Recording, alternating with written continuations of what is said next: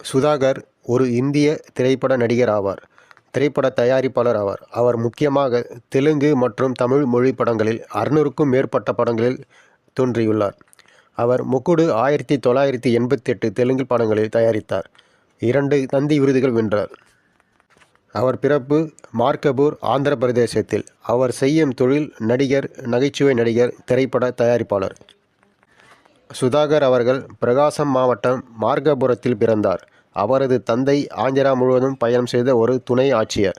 அவர் 7 சகோதரர்கள் 7வது மற்றும் இளையவர். குண்டூரில் உள்ள ஆந்திரா கிறிஸ்டியன் கல்லூரியில் இடைநிலை படிப்பை முடித்த பிறகு திரைப்பட நடிப்பு தொழிலை தொடர மெட்ராஸ் ஃபிலிம் இன்ஸ்டிடியூட்டில் சேர்ந்தார். சுதாகர் அவர் 1978ஆம் ஆண்டு தமிழ் திரைப்படமான கிழக்கே போகும் ரயில் மூலம் கதாநாயகனாக அறிமுகமானார். அவர் பல தமிழ் படங்களில் முன்னணி ஹீரோவாக நடித்தார் மற்றும் பல பாக்ஸ் ஆபீஸ் வெற்றியும் பெற்றார். 1980இல் அவர் சிருஷ்டி ரகசியுலு மூலம் தெலுங்கு திரைப்படத்தில் நுழைந்தார்.